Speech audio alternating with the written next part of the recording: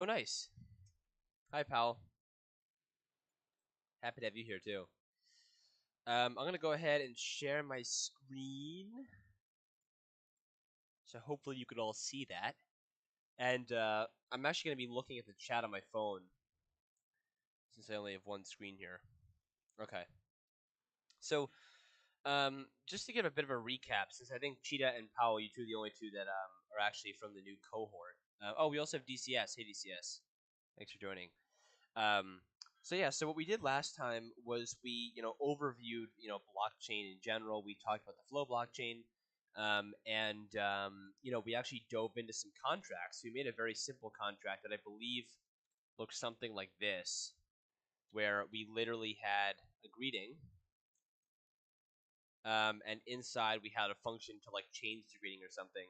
We had like a public function change greeting, where it took in a new greeting, which was a string, and set it equal to, if we go here, like self.greeting equals a new greeting, right? We did something like this. And this was a pretty simple contract. This was just sort of to get an understanding for what contracts are. And so we had a contract here called Hello World. It had like a piece of data inside of it that we were storing some information in here. Initially when the contract gets deployed, we store Hello World inside of it, right? Inside the little data object. And then we have what's called a function. Now, a function is something that does something, right, or changes something, or does some sort of action. And so when we called change greeting here, it actually said, okay, we're changing self.greeting, which again, this self keyword can be a little confusing, but basically it's just referring to whatever variable is like above it. So if we think of like greeting as sitting almost like above this function, self.greeting is referring to the thing that's up a layer. So this greeting right here, and it's saying, okay, we're setting self.greeting equal to the new greeting. All right. And if we were to put like, for example, no self here, it gives us an error. So we put self.greeting to refer to the variable like above this function. Okay. So what we did is we deployed this contract and we went into a transaction and we did something like we imported hello world. We always had to do that if we wanted to tell our code where to look. And I told you to completely ignore this prepare phase. Remember to completely ignore this part. And inside our execute phase, this is something that actually this is something that happens. So we do hello world dot change greeting, right? We call this function, and we can pass in a new greeting right here, right? And what we decided was, we could definitely put something like, hello there, or if we wanted to, abstract this a little more, we could actually pass in an argument inside the transaction itself called like user input, and this is a string, and pass the user input in right here. And then that way we can actually type in user input right here, because anything that's listed in these transaction arguments, that's what we call them, transaction arguments. We could actually put another one here if we wanted to, like user input 2, which is like an integer. Now it has two of them pop up, right? So you can actually list as many as you want, but we only need one in this case. That's why we're just putting that. And so if we were to type in like um, Cheetah loves support monkey, we could send this from any account, right? We're not worrying about which signer we're sending it from yet, and we click send. Okay, and so it does something, right? There were no errors, so it looks like it went through. And now we can go to a script, and remember we have to import hello world, because this is we were telling our script to look at this specific contract, and we're going to return hello world dot greeting. All right. But the difference is that this script is telling us that we're returning an integer type, but remember greeting is a string type, and remember the difference is that int is something like 0, negative 100, that number, this number, right? Whereas a string is something like the letter A, or like hello there, or some piece of text. Okay, so it could be anything like that. So in the script, we have to make sure that we change this to a string, because we're returning, right? And returning just means what value we're giving back. Because when you run a script, we're reading data, right? So when we give back, when we want to give back some sort of data to us as the caller, so that we can read it. And so we do that using a return statement. So if we execute here, it says Cheetah loves support monkey, because that is what I passed in inside the transaction. That again went into the contract. It went into here, and we set the greeting equal to that new greeting. So that is all we did so far. All right. So what I'm gonna do is I'm gonna send a little like thumbs up in the chat, and if everyone's all right with that so far, then that is just a review of what we did last time. So thumbs that up if you're all right with what we did, and thumbs that down if you want me to review a little bit more about what we did last time. I think Cheetah's spamming the thumbs up button. But it seems like two people have said yes so far, so I'm going to assume that everyone is okay as of now. All right, cool. So that's how we did last time. Now, what we're going to do today actually is we're going to take a little break from contracts, and we're just going to play around with some code in the script. All right, so we're not going to we're actually not going to deal with contracts at all. So I'm going to actually even get rid of that import statement. And what we're going to do is we're just going to play around with some coding so I can show you like how to code a little bit better in Cadence. So what we have here, this is just like let me actually increase the font a little bit. This is just an empty script. So public function main, this is again making a public, that public means anyone can call it, and with a script this is always public anyway. So public function, so function means it's going to do something, and we call it main, and we have to call it main for this to work. And we can pass in some arguments, and then we have open brackets here. And so what we can do in here is we can just do some random coding. So let's just there's this thing called log, and what log does is it means it like prints some value. So we can log like, hey there, stupid. And if we click execute here, it'll actually just print like, hey there, stupid. Okay, so it's just like log basically just means like we're talking to ourselves. Okay, so I can we could log anything and it would just like it would just talk to us right here. All right. Now I get a lot of questions about what the difference is between logging and returning. There actually is a big difference. Logging literally just means that we're like printing some piece of text to the little terminal here, whereas returning means we're actually giving back a value to our function call. So if we return this string instead and make a string here, if we execute, you'll see it's sort of similar in nature, but the difference is that logging just like puts it almost like talks to yourself in the terminal, whereas returning actually produces a result. So it produces a result that's a string, and this is hey there, stupid. Also, what's important to note here is that logging is only a concept that exists in testing. So when you're on like a local emulator here, you can put whatever you want inside of a log, like hi there, right? And it'll print it to the console. But when you're on testnet or mainnet or like in any actual scenario, logging doesn't do anything. So this doesn't work if you're not like literally on the playground or like in some local emulator. Remember, an emulator is like a testing environment. So logging is only to ever be used in testing because it doesn't do anything anyway. All right, so that's the difference between these two. But anyways, with that being said, I got a little off track there. Let's actually learn a little bit more about like variables in Cadence. So what we can do is we can make a variable here. We're going to call it let. Let just means we're making a variable, and we're going to say let number equals 3. Okay, and that's all we're doing, right? Nothing is really happening inside this function except we're setting this number variable equal to 3. All right. And again, this let keyword means we can't show. I'll actually put that here. Let means we can't change this variable. So if we tried to say something like, number equals 2, then it would say cannot assign the constant number because this is supposed to be a constant value. So if we make this var though, we can change it. Okay. So remember that difference. So we're just gonna make it let just for simplicity. And what's cool actually in Cadence is that because it's so strongly typed, what we can actually do is put this little piece of code here, a colon, and then the type of this variable. So here we say let number colon be an int that equals 3. Now if we were to put string here, it wouldn't work because obviously 3 is not a string, it's an integer, so we have to put int. But what's cool actually is because Cadence is pretty smart. So if we didn't put this here, it would still know that number is an int because it's this kind of number. So it assumes, but we can always put this here just to check it. And the reason I'm saying that is because I'm going to be putting this a lot just to help explain to you what I'm coding. All right. So we made a variable here. Now let's make another variable called text, which is going to be a string, and this equals like hello snowmobiles, right? And then I'm gonna also make, what else I want to make? I want to make let's say an address, right? So let wallet address be an address type, and this is gonna equal OX01, right? So remember, these are addresses OX01, or 0x02, 0x03, 0x04. These are all like, testing addresses. And again, in reality, it would look something like this, but this is testing. Oh yeah, if anyone has any questions, you can unmute and just speak, or you can type in chat. Totally up to you. Right. So these are all types of variables we can make, but what we're going to get into today is something a little more complicated. So what if we want a variable to hold a list of integers, right? Like what if we want to make something called like let list of numbers equals like 1, 2, 3, 4. Well, that's exactly what I just did. I just made a list of numbers that is stored inside this list.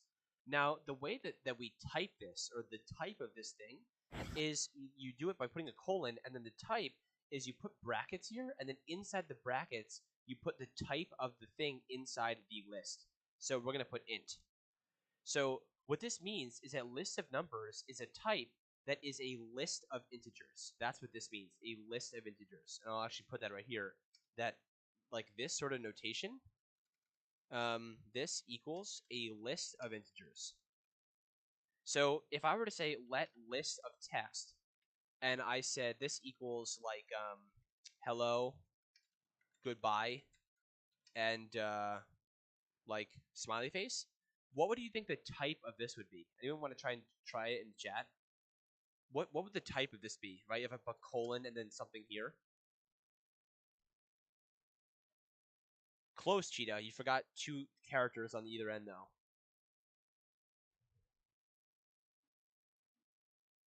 This isn't a string. This is a list of strings. So how do we type that?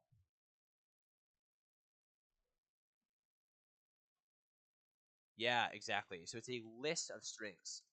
Now, you might be wondering, well, how do we, if we have a list of something, like how do we read the individual elements inside? Well, I'll show you now. So let's say, for example, that we wanted to log number.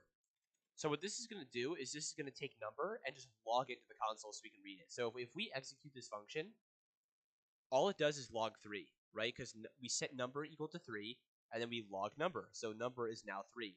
But what happens if we like log list of numbers? Well, if we log list of numbers and we execute, you'll see it prints the list. But what if we want to access only one of these things? Like what if we want to read this one right here? Well, the way you do that is you actually put brackets somewhere. You put brackets after the list, and you put what's called the index of the element. So the way that lists work, I'm actually going to write this above this. The way that lists work is each number has an index, okay? So the first one is at index 0. The second one is at index 1. The third one's at index 2, and the next one's at index 3. So it's sort of confusing, but indexes always start from 0 in computer science, and they add up 1 from there. So 0, 1, 2, 3. So if we wanted to access this number, for example, like we want to say, okay, what is the third element of list of numbers? We would say, okay, log list of numbers, and we want the third element. So we're going to put brackets and then 2, because 2, right, 2 is the index of the third element, 1, 2, 3, okay? So if we were to log this, right, we log the number, which is 3, and then we log this one, which is also 3, all right? Now, this might be more easily shown if we try list of text. So let's try list of text, right? What index should I put here if I want this smiley face? What, right? List of text, right? 2, exactly. So I put 2, right? And now if we log or execute, we get smiley face, okay? Or if I wanted hello, I could put 0 here. And now we should get hello, right? Boom, right there. So that's how we actually index into arrays, all right? Now, what I'm going to do is I'm going to pull up the chapter we're on just so I know that we're on the right topic. Yeah, so right now we're like here, okay? So this is chapter 2, day 3, and we're learning about what's called arrays, okay? So right now I'm calling these lists, but in computer science, actually it depends on what language you're working in. Like if you're coding in Python, they're actually called lists. But in Cadence, this is what we call an array. So an array of numbers, or this one is called an array of strings. So we call these arrays, okay? So that's what topic we're on right now is arrays. So one thing we can do that's pretty cool is let's get rid of both of these logs, and we're going to make this a var because we're going to change it. So what we're gonna try is how do we actually add an element to this list? So what we're gonna do is we're gonna log list of text so that we can see it, and then after we do that, we're going to add something to this list.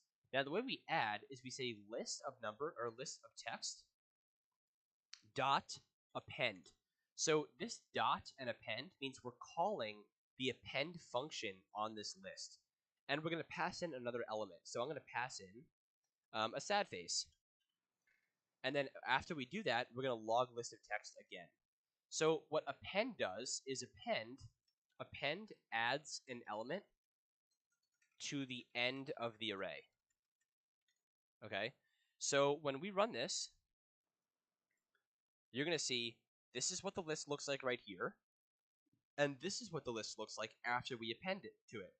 So we added an element to the array and boom, we append it. All right. So that's what append does. And you can see there's a whole description of what that is right here. Now we can also try some other functions. Like what if we want to know the length of the array? Well, what we can do is, let's get rid of this. We can say log list of text dot length. And this calls the length function on list of text. And if we try this, it says 3, because there's 3 elements in list of text, right? So pretty easy. What about another function we can try? Let's try contains. So this is going to tell us, this is going to return a bool. Now what a bool is, I'll actually put that up here. A bool, like let's say let truth be a boolean. You can either put false or you can put true. Those are the only 2 things a boolean can be. So boolean is a true-false value. So either true or false. Okay? So what this contains does is it gives you back a Boolean value, true or false. So contains tells you like if something exists in that array. So what we can try is log list of text, log list of text dot contains hello. So this is going to either log true or false depending on what this returns, or depending on if list of text contains hello. So if we try it, true, right? Because list of text contains hello. But if we put like hello with a lowercase, right, because that matters, false, because that doesn't exist in here. Or some other random text, false, right? So that's what contains does. And lastly, the other one that I really want to talk about is remove. So remove is pretty cool because it removes an element. So if we actually go back a bit to where we were doing this, where we log list of text and then we added to it and then logged it again, what we can do is we can actually, instead of appending, we're going to do dot remove. So dot remove, and then it says at, and you have to fill in this at parameter. So at is expecting an index. So in this case, remember, because hello is at index 0, this is at index 1, and this is at index 2, right? Let's say we wanted to remove the goodbye. We would put list of text dot remove at index 1, right? 0, 1, 2. So dot remove removes an element at a certain index. So if we were to try this right now, look what happens, right? We log the array, and then after we call the remove function and we log it again, it's now hello and smiley face. The goodbye is gone. All right?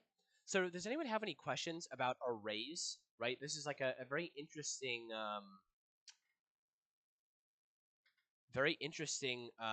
thing to learn, but it is cool. So any questions about arrays? And also, just for context, the reason that we're learning this right now and not like just going into contracts is because this is like the foundational coding knowledge you're going to need to actually start making legitimate contracts. So even though this stuff is sort of like on the boring end of coding, this is like definitely foundational understanding to do more complicated things.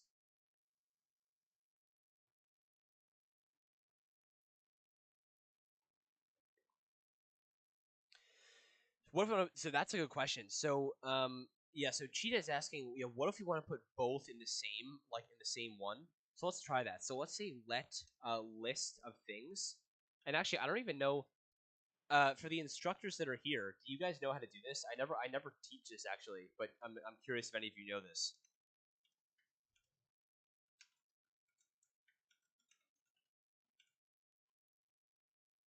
Do any of the instructors know what the type of this is?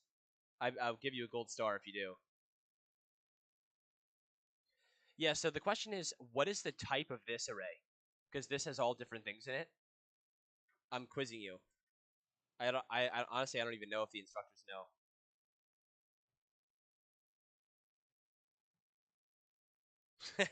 The instructors are stumped. Yeah, it's any struct. Any struct. Like that.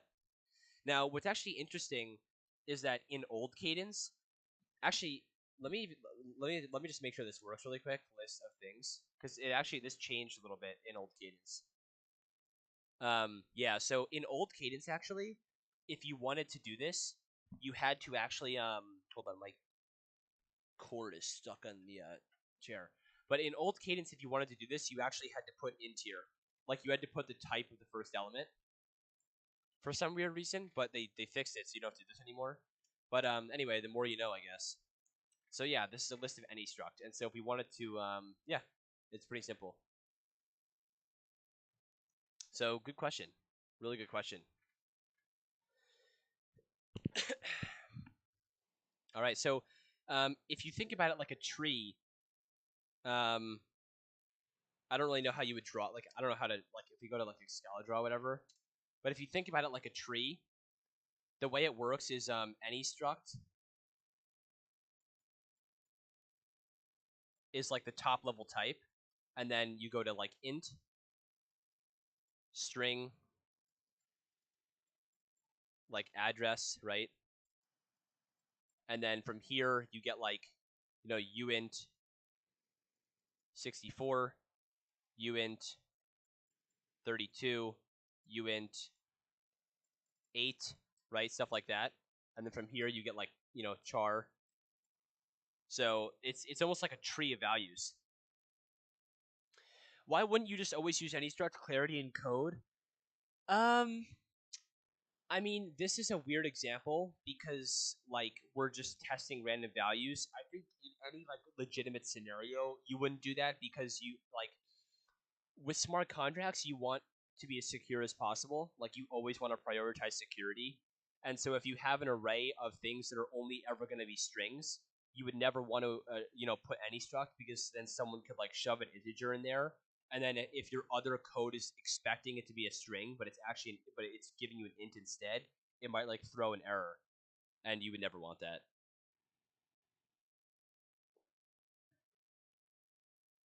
Yep, yep. Okay, so that's arrays. So we just covered that. Now the next thing we're going to talk about is dictionaries, which are definitely more popular in Cadence. Like everyone uses dictionaries. I've always thought about any struct when you're getting a capability or something of the sort, and you don't really know what the type that comes.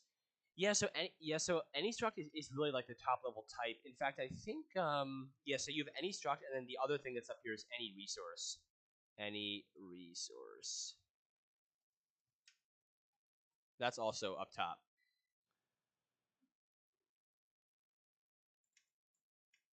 But I've actually, yeah, to be honest with you, Ricardo, I've never used any struct with capabilities, although I'm sure you can. But yeah, any struct is really like the top level type. In fact, you could probably find this somewhere in the docs, in the hideous docs. Okay, so that's arrays. Now we're gonna try something else. Let's try let dictionary of stuff. Actually, let's just call it this let's call it let dictionary of stuff equals and we're gonna make a dictionary. So whereas arrays you use like these brackets, with dictionaries you use these brackets, right? So this is like arrays, and this is dictionaries. So with dictionaries, what dictionaries are is they map a key to a value. So we're gonna map 1 to 1, and 2 to 2, and 3 to 3. So the way you do it is you separate key value pairs with commas. Okay, so 1 maps to, and the way you say maps to in code is with a colon. So 1 maps to 1, 2 maps to 2, and 3 maps to 3.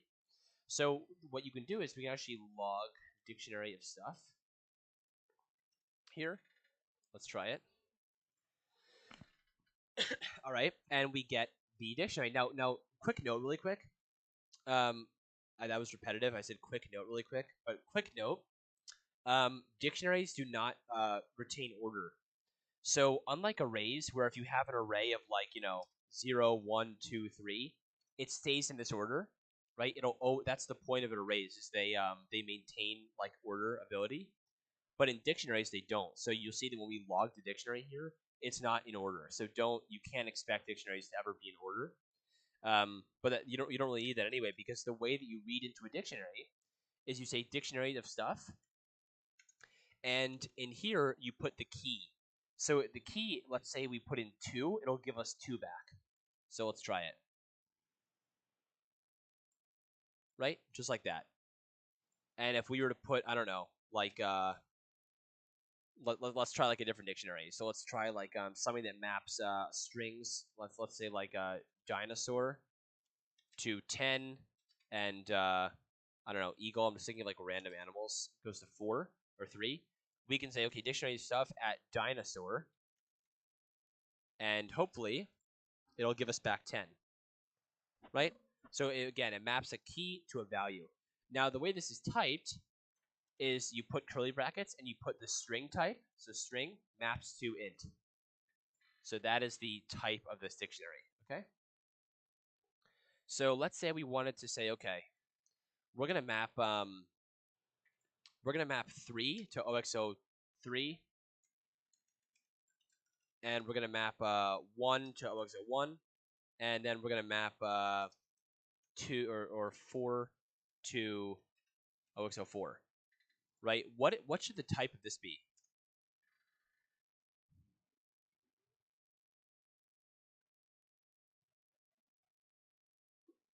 Exactly, right? Exactly. Int to address. Good job, Cheetah. Boom. There we go. All right. So that is dictionaries for you. Yep, fire emoji on Cheetah's message. Woohoo.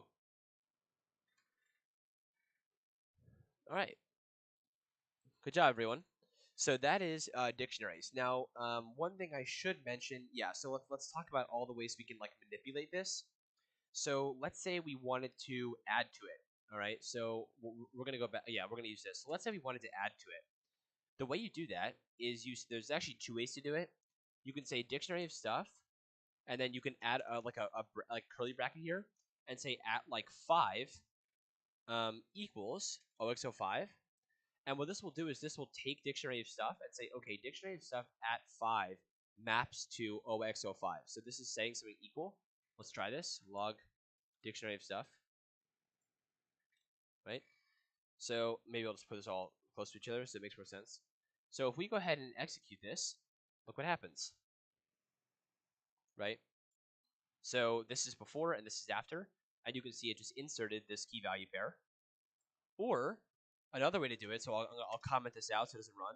Another way to do it is to say dictionary of stuff dot insert, and you can put a key of 5 and a value of OXO5. So like I guess like this makes more like this human readable sense, and execute, and it does the same exact thing. Now, when you're dealing with basic data types like this, this actually works perfectly fine, and they're both the same thing. However, there is a reason in the future you would use one over the other, and we'll get to that later in the course when we talk about resources. So yeah, definitely look out for that. And also, some people also ask me about like inserting something that already exists. Um, it's the same thing. So if you insert something that already exists, it just overwrites it. So you'll see that when we inserted 4 in OXO4, it already exists here. So it doesn't like add another 4 to OXO4 here, right? It's the same thing. And you can also overwrite very easily. So if we were to insert like 3 that maps to like OX this number or whatever, then see it, or let's just say like we want to map to like OX, I don't know, 2. You'll see it just overwrites it, right? So boom, it's got overwritten really easily. And you can do the same exact thing with this one too. All right, so that is inserting. Now let's try and remove. So there's also 2 ways to remove. So let's comment this one out for a second. Let's go ahead and remove. So let's uncomment this one. One way to remove is to say dictionary of stuff at something like that exists equals nil. So if you say dictionary of stuff at a key equals nil, it'll just take it away. So if we execute, boom, it took it away. All right, and also if you code it in other languages, nil is like the same thing as null. Like in JavaScript, for example, it's null or undefined. No, it's actually undefined, I guess. In this case, to be undefined. And the second way to remove is if we comment this out. Let's go back, and we're gonna say dictionary stuff dot remove, and you put the key, so 4. And if you do that, it's the same exact thing. If we want to put different types, we have to put any struct, any struct. So if I'm not mistaken, I don't think you can put any struct as a key. I don't think you can. Yeah, you can't. So with keys in a dictionary, you can't use any struct, actually. I think it's because any struct includes dictionaries too, right? Like, let me actually try something.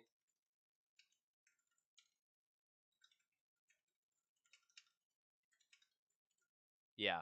So the problem with any struct is that any struct also includes like arrays and also dictionaries. I didn't spell that right, but whatever. Smiley face. So any struct also includes dictionaries and arrays, and it doesn't make sense to have an array as a key because like you could never do that, right? It doesn't make sense. You'd be indexing into like an array, which that's not like possible. So you can't do that. However, if you wanted to, you could put like int and then any struct. This is definitely possible. And then yeah, you could put like yeah, you get the point, right? So yeah, I hope that helps. So yeah, that and we also went over how to remove. Right now, let's look at how to log a certain. Actually, no, we already did that, right? So how to log a certain value. So if we wanted to log a certain value, we would say like at 3, and that would give us like OXO3 back. Like we did that already. Okay. Now if we go to what else do we want to do? Keys and values. Yep, keys and values. Okay. So one other thing that's pretty cool is you can log all of the keys of a dictionary. So it returns an array of that thing. So if we do log dictionary of stuff dot keys, what this will do is this will log an array of all the keys. So there you go, 314, right? 314. And if we do dot values, it returns an array of all the values. 3 hello 15. Okay? So that is keys and values. Now, again, note that this does not preserve ordering. So dot values, right? Even though it looks like it did, because it did 3 hello 15, in reality, this does not preserve ordering. So don't think that it does. Okay? So that is that. And now we have one more topic in chapter 2, day 3. So one more topic. And this topic is called optionals. So what we're going to do now is make things a little more complicated. And we're going to say, okay, we're going to return a string. So just to get rid of the errors right now, I'm just going to return an empty string. But let's do something. Let's actually talk about what optionals are. So optionals are basically something, I'll write it in optionals. Optionals mean either the type exists or nil. Okay, so you're not going to understand what this means yet, but let's try it. Let's say let test be an optional type. Now, an optional type is usually something like this. It has a type and then a question mark after it. So optionals mean either the type exists, so either it's an int or nil. So you'll notice that we can't put like string here because it's expecting an integer or nil, right? So we can put 1 here or we can put nil. This also works. Now note that if this were just an int, then we can't put nil, right? It has to be 1 or 15 or negative 100 or whatever it is. But the second we put int question mark, that means it can be an empty value or just nil. So optionals are a way to say, okay, it can either be the type you're telling me or it doesn't exist. Now, the reason we're reviewing this is because if we have, let's say, let dictionary of things again, let's bring that back. This is a int to string. So let's just say like, 1 goes to 1 and 2 goes to 2. What we can do is say, all right, let's say let value equals dictionary of things at 1. Now, do any of you have a guess? What is the type of this thing? What's the type of dictionary of things at 1?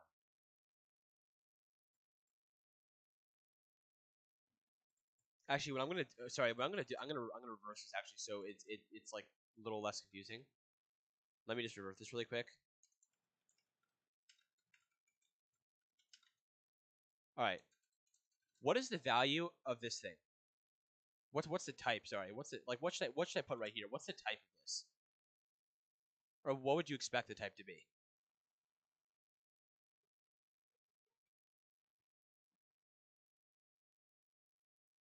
Exactly, biomech. Exactly.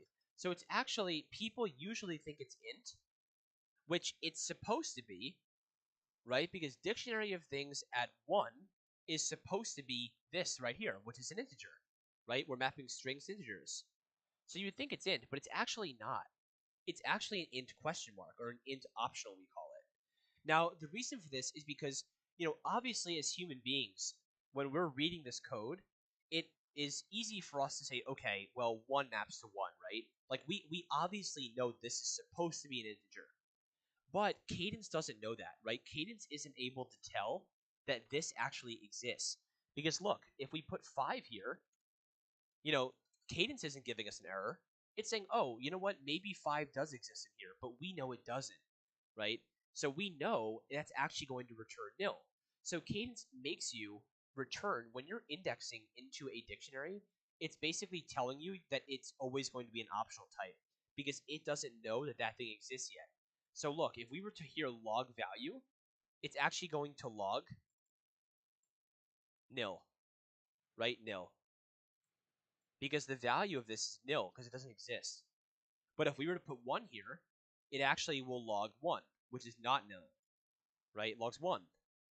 So that is where optionals actually come into play. So what I'm going to test all of you on is I'm going to return int here, right? So what we're going to do is we're going to return dictionary of things at 2, right? So how do we cure this message? Or how do we fix this error? It's saying, wait a minute, mismatch types. You're expecting to return an integer, but instead you returned an int optional. So how do we fix this error? By adding one thing.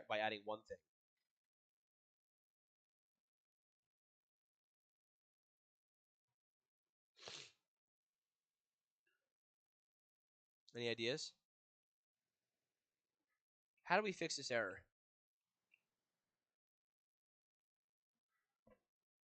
So cheat. Yeah, exactly. So that's what I was looking for.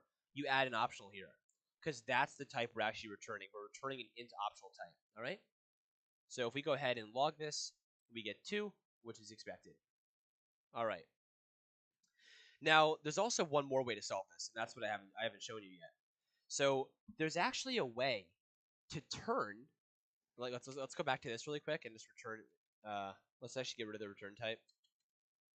So there's actually a way to take away the optional. Now, what I mean by that is, look, right now we have an int optional type, right? But what if I want to actually make this, right, an int?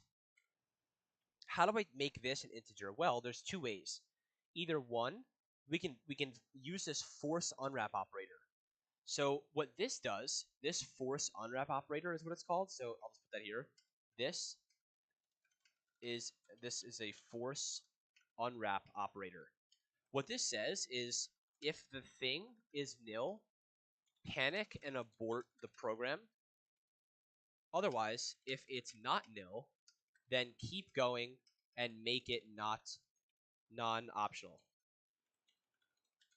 So what this will do is it says, okay, dictionary of things at 2, right? And then we force unwrap it. It will make it an integer. It'll make it an integer, which is a non-nil type or a non-optional type. But if the thing doesn't exist at this place, or if this is nil, then it'll abort the program. So right now, obviously, or if we go ahead and log value, if we go ahead and log the value, it's going to actually log 2 because that exists. But if we put 5 here, it's not even going to get to this spot, right? It's not even going to log this value because it's going to abort the program right here. Let's try it. See? It gave us an error. Unexpectedly found nil when we were forcing an optional value. So it gave us an error right here. Now, a more user-friendly way or more human-readable way to do this is instead of putting a force unwrap operator, you put 2 question marks and a panic statement. Now, this is definitely like verbose at this point, and it's definitely like annoying to type out. But this is nice because what this says is, okay, instead of just printing this error message, which can be ugly sometimes, it doesn't really help the developer understand where the problem went wrong because it doesn't tell you where it went wrong. You can put 2 question marks and a panic, which means, okay, if this thing is nil, then run this and panic out of the program. So we can say, okay, panic, hey there, this key does not exist. And so now, if we run this again, instead of just giving us an ugly error message, it says panic, hey there, this key does not exist. And this helps the programmer to understand that where the error message is coming from. Or of course, if you wanted to, instead of like this double question mark means, okay, this is what you run if this is nil. So what you can do instead is you can just put like 0 or something. And that way, if this thing is nil, it'll default to 0. And if then we go ahead and log. So because 5 doesn't exist, it defaults to 0, and then we log the value. All right. So any questions on this so far?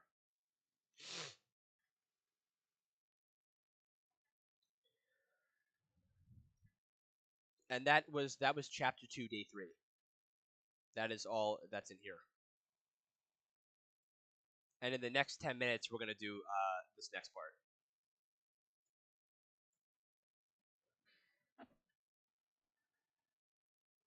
All right, so I hope everyone is doing okay with that. All right, so that was definitely like foundational level understanding you need to keep going in Cadence. All right. So because I'm not seeing any questions in the chat, what I'm going to do is keep going. But again, if you have any questions in that part, you can type it in the chat. So this next part, what we're going to do is we're going to go back to the contract for a second, and we're going to make something called a struct. Now, a struct, basic struct, this is a data type, okay? So, but this is a data type that we create. So you can think about it almost like a container, all right? So I'm going to make a struct, and we'll explain this after, public struct profile. And in here, right, I just made a new type called profile. I literally just made my own type called the profile. And in here, I can have my, address. I can have a name, and I can have a favorite number. And inside of a struct, you always have to have an init function that takes in certain values and sets these to default values. Because remember, in Cadence, when you're inside of a contract, you can never not give things default values. You have to give them default values. And the way you do that is with the init function. In the same way that this greeting variable, we had to give it an initial value by saying self.greeting equals hello world. We're doing the same thing here. So we're going to say self.address equals an address that we pass in. We're also going to pass in a name and a favorite number. And say, okay, self.address equals address, self.name equals name, and self.favorite number equals favorite number. Okay? Now, remember that self.address is pointing to the address above it, and this address is pointing to the address we pass in right here. And same thing here, right? Self.name is referring to this name, whereas this name is referring to the name that we pass in. And sometimes I actually like to put underscores in front of my init function variables to help distinguish between them, but you can do whatever you want. Okay, so we just made our own struct, or almost like our own container type. So we made this. So what's actually pretty cool is if we go ahead and deploy this contract, let's go to a script, and we're going to get rid of everything so it's more simple. And we're going to import hello world from OXO1. And we're going to return a hello world dot profile. So notice that we're not returning a string or an int. We're returning our own type, hello world dot profile. Now I think I actually have to like refresh the page because it's glitching. Okay, yeah. So we're going to return a hello world dot profile. Now the way that we do that is let's say return, or let's just say let profile equals hello world dot profile, and we have to pass in some arguments here. So the first argument is member in the init function. That's what we're doing right now. We're calling the init function because right, the init function gets run. So this init functions get run upon creation. So in the same way that this init function gets run when the contract is initially created or deployed, this init function gets run when this profile struct is initially created. So that's what we're calling it here. So we pass in an address. Let's just say like OXO1, a name, which is biomech, and a favorite number, which let's just put what's your favorite number, biomech? 33. Perfect. I love that. I love that. So we made a profile, and then we're going to return the profile. Okay? So these fields are going to get passed in to the init function, right? Address, name, favorite number. Then it's going to set self.address equal to the address we passed in, self.name to the name we passed in, and same with the favorite number. And then it's going to create basically a container. So you can almost think of this struct, so this profile struct, as a box that just has other fields inside of it, which was the address, the name, and the favorite number. Okay? So when we return this in the script, there it is. It's a long thing, but it's basically just trying to say hello world up. Actually, you know what? Yeah, okay. So it's a long thing, but it's basically just trying to say the name, or it's the way they log it is so confusing. But the address is 1, right? The name is biomech, and the favorite number is 33. So I don't know why it's logged so weirdly, but that's what it looks like. Okay? So what we want to do now, which would be pretty cool, is let's actually get rid of all this greeting stuff. Why don't we make something called a public let contact book? And we're going to map an address to a profile. All right? So we're going to map the address of a user to their profile. So of course, it's giving us an error contact book. Remember, no variable can ever not have a value when it's deployed. So self.contactBook equals just an empty dictionary. So what's cool, remember, is that, like, again, this isn't an int, this isn't a string, this is our own type that we defined ourselves called profile. So we set contact book to an empty dictionary, and then what we're going to do is we also have to make this var since we're changing it. Let's make a function called add profile or add contact. And what we're going to do is we're going to pass in an address, or actually we're going to pass in a profile, which is a profile type. And then this isn't going to return anything. And all this is going to do is say self.contactBook at profile.address equals the profile itself. So the way, or actually I guess I could write it this way. Let's just say let address be an address type that equals profile.address. And then here we can say address. Biomech says, well, yep, that will definitely work. Yep, because profile is under any struct, right? That will work because in this tree, like inside any struct is also like any struct, like any struct we make. So that is totally fine as well. Okay? So what we're doing is we're taking in a profile type, we're getting the address of that profile by saying, because remember, that's a field right here. So you say profile, which is the variable that is that profile type, dot address, and that gives you the address right here. You can do the same thing with the number, let fav number, which is supposed to be an integer, equals profile dot favorite number, right? But we don't need this right now. So we get the address of the profile and set the contact book at the address equal to the profile itself. So let's redeploy. All right. And let's go to a transaction. And inside here, we're going to have multiple inputs. We're going to have an address, we're going to have a name, and we're going to have a favorite number, int. Okay?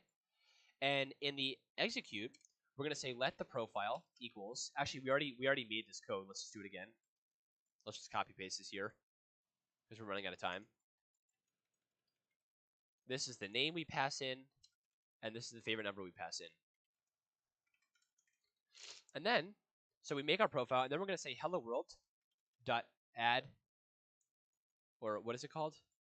Add contact. So let me just refresh the page so it knows about it. Add contact, and we pass in the profile that we just made right here. All right. So let's go ahead before we run this transaction. Let's actually read all the profiles by saying address to hello world.profile, and we're going to return hello world.contact book, right? Because contact book is an address to profile mapping, right? Address to profile. Address to profile. And also the reason we can't just say address to profile is because in the script, right, it's outside the contract, so it has no idea what profile we're talking about, which is why you have to put hello world here and import that. So right now this should be empty, right? It's empty, completely empty, because there's no contacts in it. But if you go to the transaction and create a profile and call add contact and pass in the profile here, it'll actually add the profile to the contact book. So let's go ahead and run this. The address will be, I don't know, 3, name is biomech, and favorite number 33. We're going to ignore this for now. Click anyone you want, and click send. There's no errors. And if we go ahead and read the contact book again in the script, look at that. We now have a contact in here that's super long. Also, for the record, I don't know why, but for some reason in like the local environment, it actually is better if you just log it. Like it knows it's able to print it better, I think. Let's try it. Yeah, see, it looks so much nicer. So it's a dictionary that's mapping 3, which is the address, to the actual profile.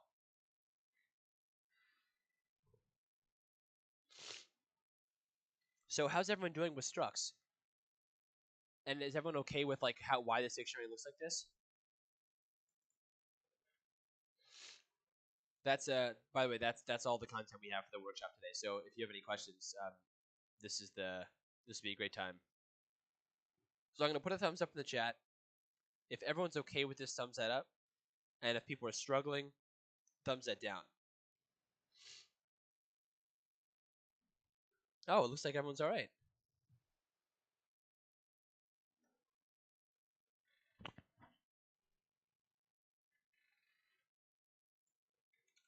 Alrighty. So I'm gonna go ahead and make the float for this workshop. Yes, the video will be available. I'm gonna go ahead and end the stream there.